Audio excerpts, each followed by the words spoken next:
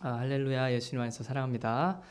요한복음 16장부터 21장이 주간 말씀이었는데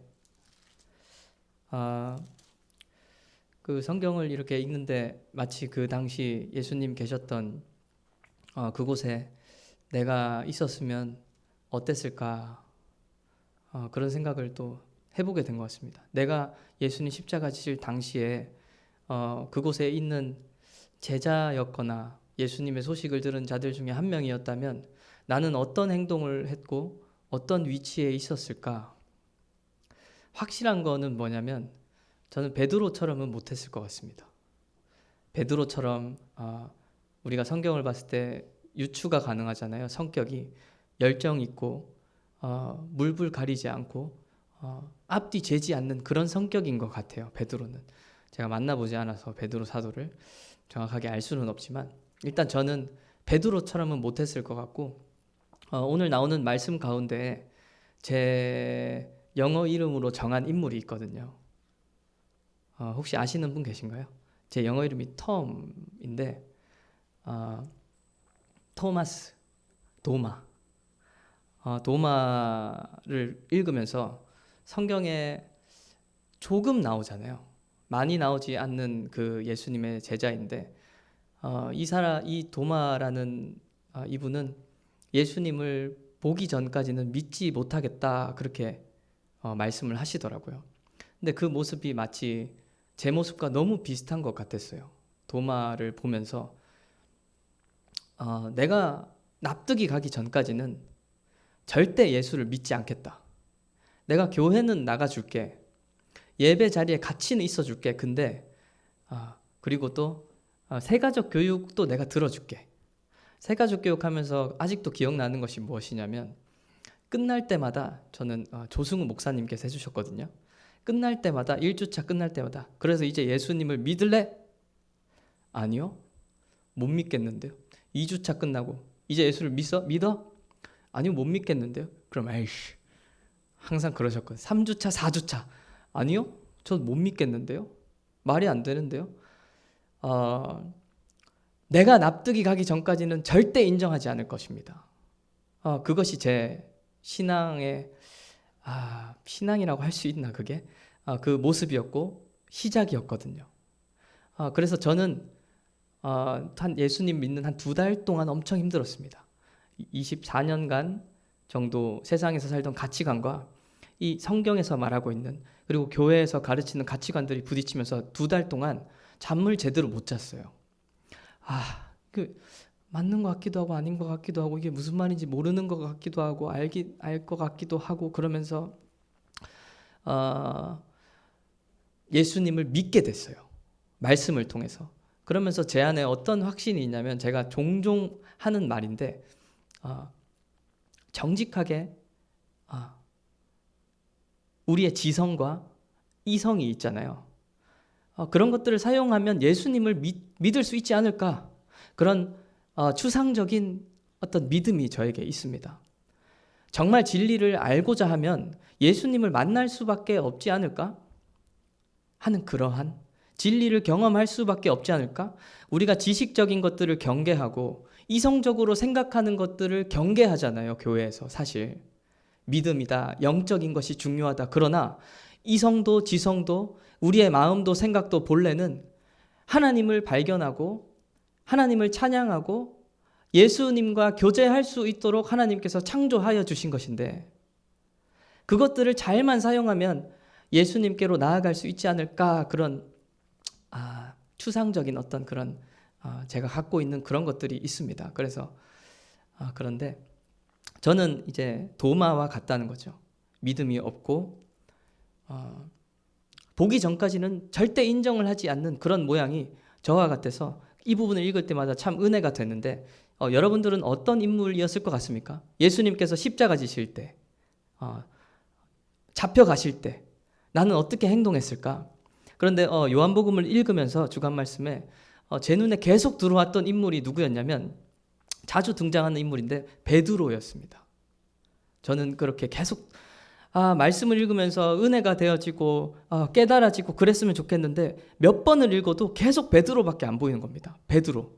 베드로가 어떻게 했는지, 베드로가 이 상황에 어떻게 했는지, 예수님 앞에서 어떻게 했는지, 예수님을 다시 만났을 때 어떤 자세를 가지고 있었는지, 그런 것들만 계속 눈에 들어오는 겁니다. 요한복음 18장입니다. 요한복음 18장 15절부터 18절인데, 요한복음 18장 15절부터 18절 같이 한번 읽어보겠습니다. 시작. 시몬 베드로와 또 다른 제자 한 사람이 예수를 따르니 이 제자는 대제사장과 아는 사람이라. 예수와 함께 대제사장의 집들에 들어가고 베드로는 문 밖에 서 있는지라.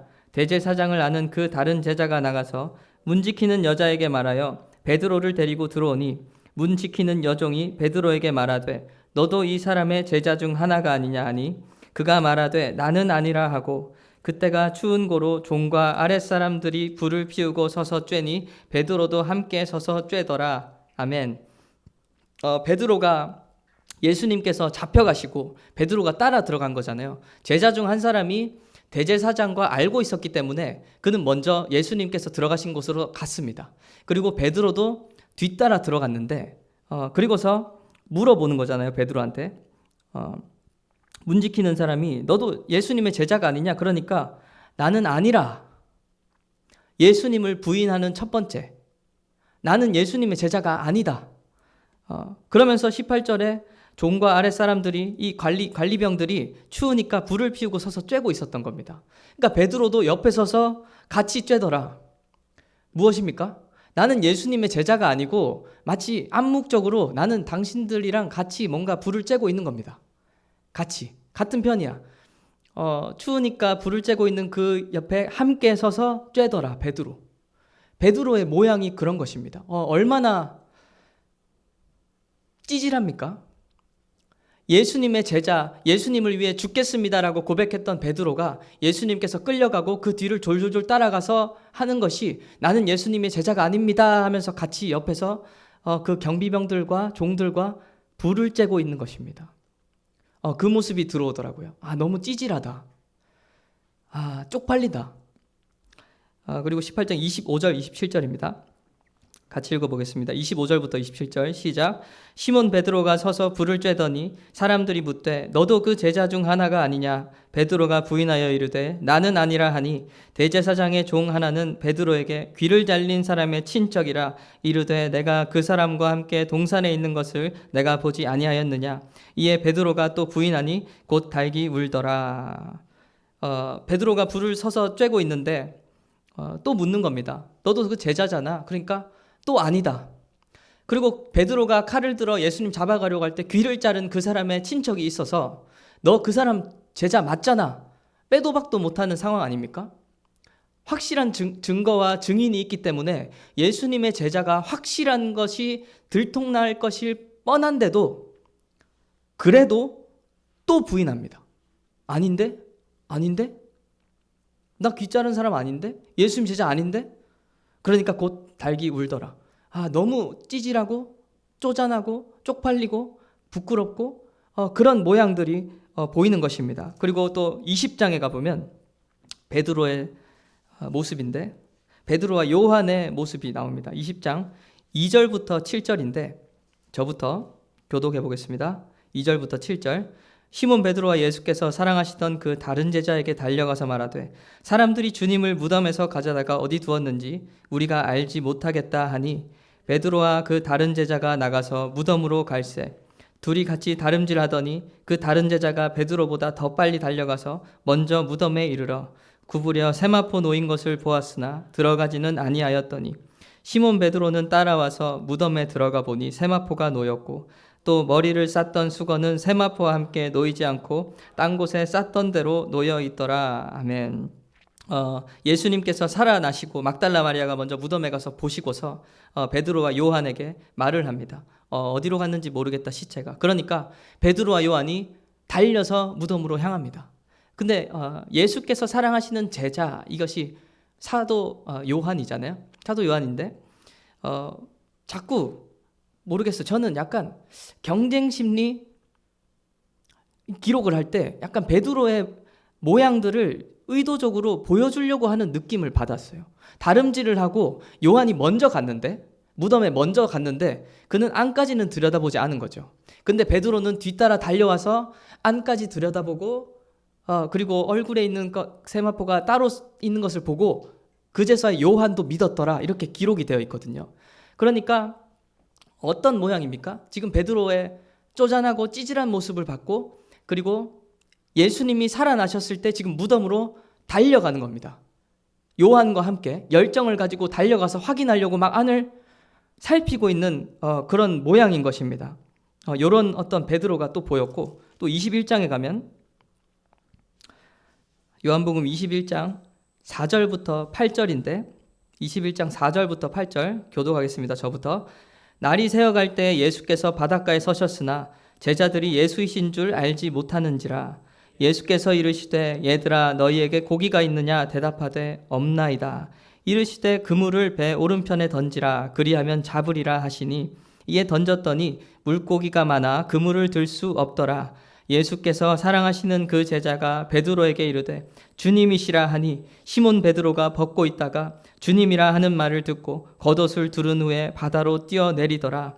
다른 제자들은 육지에서 거리가 불과 한 50칸쯤 되므로 작은 배를 타고 물고기 든 그물을 끌고 와서 마지막으로 또 이 예수님께서 찾아오시잖아요. 제자들이 이제 베드로가 나가서 낚시하러 나간 그 자리에 찾아오시는데 베드로의 성격이 느껴지시죠. 주님이시다 알려주니까 지금 50칸쯤 그러면 한 100m 정도 되는 거거든요. 배가 100m 정도 떨어져 있는데 겉옷을 두르고 바다로 뛰어내린 겁니다. 주님이라 그러니까. 열정을 가지고 주님이다 그러면 앞뒤 재지 않고 달려나갑니다. 그러니까 물고기 잡은 것들을 버려두고 지금 주님께로 달려간 거예요. 그러니까 다른 사람들은 지금 물고기 잡은 그것들을 끌고 오거든요. 그러면서 예수님이 그제서야 물고기를 좀 가져와라 베드로야. 그러니까 베드로가 가서 물고기를 가져오는 그런 모양인데, 베드로를 봤을 때 열정이 넘치고 예수님이 끌려가시는데 뒷공문을 따라가잖아요. 어느 정도 담대한 것도 같고, 예수님이라고 하면은 앞뒤 재지 않고 따라가는 것 같은데 찌질하고 좀 쪽팔리고 부끄럽고 부족한 모양들이 있는 것 같습니다. 열정은 넘치지만 항상 뭔가 2% 부족한 것 같아요. 베드로를 왜 계속 보게 하셨는가? 마치 제가 베드로와 같아서 그러지 않았을까? 그런 생각도 해보게 됐습니다. 하나님을 사랑한다고 하나, 주님을 따라가겠다고 하나, 부족하고 연약하고 예수님을 부인하고 쪽팔리고 부끄럽고 그런 모양들이 있지 않을까? 사랑도 하고 싶고 예수님을 진짜 사랑하고 싶고 어느 정도 사랑하는 것 같기는 한데, 예수님을 믿고 살아가려고 하는 것 같기는 한데 항상 2%가 부족한 것, 항상 부끄러운 것, 항상 쪽팔릴 짓을 하는 것, 잘 나가는가 싶다가도 넘어지고, 이제 좀 예수님을 닮아가나 싶다가도 다시 꼬꾸라지고, 예수님을 잘 믿나? 이제 하나님의 일을 감당할 수 있나? 영혼을 살릴 수 있나? 그러다가도 꼬꾸러지는 우리들의 모양들이 이와 같지 않을까? 그리고 그것을 예수님께서 다 아십니다. 베드로의 모습을 예수님께서 다 아셨을 것입니다. 처음부터 아셨습니다. 그리고서 21장 18절 19절로 가서 그런 베드로의 모양들, 모습들이 있었지만 베드로에게 물어보시고 네가 나를 사랑하느냐 물어보시고 예수님께서 베드로의 영혼을 향해 마치 선포하는 것과 같은 말씀 18절 19절 내가 진실로 내게 이르노니 젊어서는 스스로 띠띠고 원하는 곳으로 다녔거니와 늙어서는 내 팔을 벌리리니 남이 내게 띠띠우고 원하지 아니하는 곳으로 데려가리라. 이 말씀을 하심은 베드로가 어떠한 죽음으로 하나님께 영광을 돌릴 것을 가리키심이로라. 이 말씀을 하시고 베드로에게 이르시되 나를 따르라 하시니, 예수님께서 이러한 베드로의 모양을 다 아셨고 보시고 다 확인하셨음에도 불구하고 예수님께서 찾아오셔서 내가 너를 데려가리라 말씀하십니다. 그리고 나를 따라오라 말씀하시는 것입니다. 마치 저에게 또 여러분들에게 예수님께서 하시는 것입니다. 부족하다 할지라도, 연약하다 할지라도, 항상 2% 부족한 것 같아 보인다 할지라도 예수님께서 다 아십니다. 넘어질 것을 다 아십니다. 실수할 것을 이미 다 아십니다. 그럼에도 불구하고 베드로와 같이 하나님을 사랑하고 싶어서 꽁무니를 쫓다가도 예수를 부인하고 넘어지고 그런 모양들, 부족한 모습들이 있지만 예수님께서 나를 따라오라, 내가 너를 데려가리라 말씀하신다는 것입니다. 구약과 신약을 통틀어서 하나님께 크게 사용받은 인물이 한 3명 정도, 더 많은 인물들이 있지만 구약과 신약을 통틀어서 하나님께 크게 좀 쓰임받은 3명이 혹시 생각나십니까? 구약의 2명, 그리고 신약의 1명을 함께 나누고자 하는데, 구약의 2명 하면 첫 번째로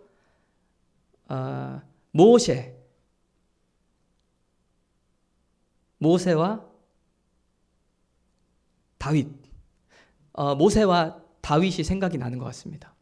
하나님 앞에 하나님의 부르심을 받아 사용받은 많은 선지자들과 그 주님의 백성들이 있지만 그 가운데 특별히 모세와 다윗을 통하여 하신 일이 굉장한 것 같습니다. 그리고 신약에 와서는 양으로 따졌을 때요, 누가 뭐라 해도 신약 성경 내에서 가장 많은 일을 한 사도 바울 있지 않습니까? 그런데 이 3명의 공통점이 무엇이냐면 무엇이겠습니까? 하나님께 크게 사용받았으니까 영성이 좋았다, 믿음이 좋았다. 물론 그것도 맞을 수 있겠지만 이 3명은 모두 살인자였습니다. 살인자였습니다. 모세는 자기 동족을 치는 애굽 백성을 쳐 죽였죠. 살인했습니다. 다윗은 무엇입니까? 너무 잘 아는 것과 같이 밧세바를 보고 반해서 요압을 통해서 우리야를 교사했습니다. 살인 교사. 직접 죽인 것보다 살인 교사가 더 큰 죄거든요. 더 큰 형량이 있습니다. 죽인 것입니다. 살인자입니다. 그리고 바울은 무엇입니까? 예수 믿는 성도들을 죽이는데 찬성 투표하였고, 그 잡아다가 옥에 가두었고, 스데반 집사가 죽을 때 그 스데반을 쳐 죽이던 유대인들이 그 옷을 사울이라 하는 청년을 발 앞에 두었더라 그럽니다. 마치 그것은 가말리엘의 문화생이었던 바울이 율법에 능통하기 때문에 그가 마치 내가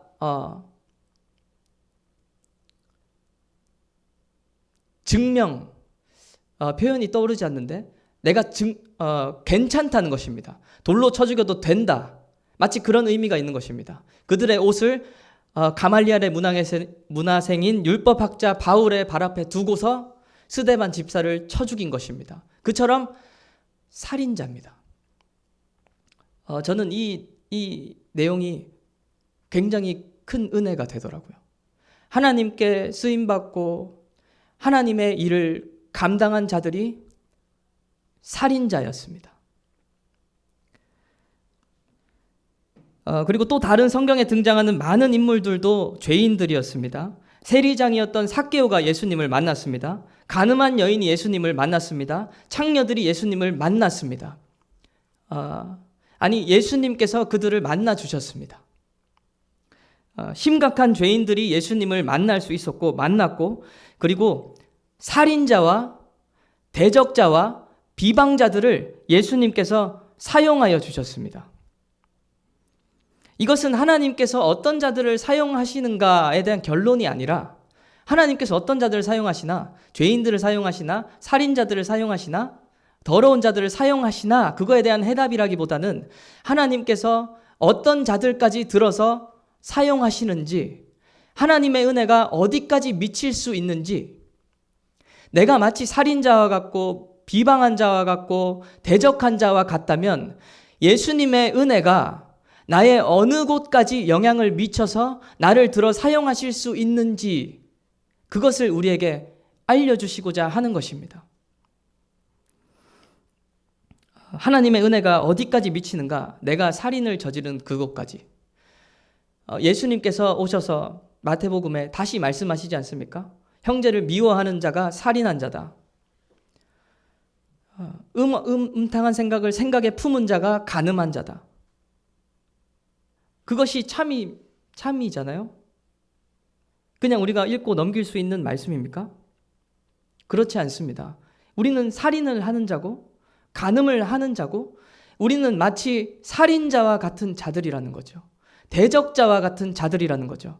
그러나 하나님의 은혜가 우리의 그곳까지 미쳐서 하나님께서 어떤 자들까지 사용하시는지, 그러니까 나 같은 자도 하나님 앞에 사용받을 수 있고 하나님의 은혜가 나를 들어서 거룩하게 변화시킬 수 있다는 것, 그것을 우리에게 알려주고 싶은 것이었습니다. 베드로에게 부족한 모습이 있었지만 그가 예수님을 사랑한 마음은 진심이었던 것 같습니다. 정말 진심이었던 것 같습니다. 넘어지지만 예수님의 뒷공무니를 쫓아가서 예수님을 부인했지만 굳이 왜 거기를 쫓아갑니까? 왜 의심을 받고 내 목숨까지 위협을 받을 상황에 거기를 왜 갑니까? 앞서 찌질하다, 쪽팔리다, 부끄럽다 했지만 나는 거기를 들어갈 수 있는가? 예수님의 뒷공무니를 쫓아 내 생명이 위협을 받는 그곳까지 갈 수 있는가? 베드로의 사랑은 진심이었습니다. 왜 예수님의 무덤에 대한 소식을 듣고 그곳을 향해 달려갑니까? 그의 마음의 중심이 진심이었던 것입니다. 예수님을 보고 싶었던 것입니다. 왜 굳이 예수님께서 다시 나타나셨을 때 100m 배로 이동해도 되는데 겉옷을 두르고 왜 뛰어내립니까? 왜 예수님께로 달려나갑니까? 100m 거리에서도 충분히 보이는데 그의 마음은 진심이었던 것입니다. 예수님을 사랑하고 싶었던 것입니다. 우리들에게는 모두 부족한 모양이 있습니다. 넘어지는 모양이 있습니다. 실패가 있고 실수가 있습니다. 그러나 하나님께서 우리를 바라보시는 것은 중심을 보십니다. 우리의 마음을 보십니다. 예수님을 사랑하고 싶습니다. 내가 의심을 받는 그 상황에서는 비록 연약하여 부인할지 모르고 내가 날마다 예수님을 믿노라 하고 살아가는 그 삶 가운데서는 예수님을 부인하는 모양들이 많이 나타날 수도 있지만, 하나님을 사랑한다고 말하기에 부끄러운 나의 모양들이 많지만, 그럼에도 불구하고 우리의 중심을 봐주시는 예수님이 계시다는 것입니다. 예수님을 사랑하고 싶습니다 라는 고백, 거룩하게 살고 싶습니다 라는 그 고백, 예수님을 향해 내가 달려가겠습니다 라는 그 고백을 확인하시고 싶어 한다는 것입니다. 우리는 아직 완전히 이루지 못했고 온전히 이루어지지도 않았지만 중심을 보시고서 예수님께서 베드로에게 말씀하셨지 않습니까? 네가 나를 사랑하느냐? 베드로가 근심하여 주님께서 아시는데 왜 자꾸 물어보십니까? 그러나 그 중심을 아신 예수님께서 내가 너를 데려갈 것이다. 영광스럽게 빚어갈 것이다.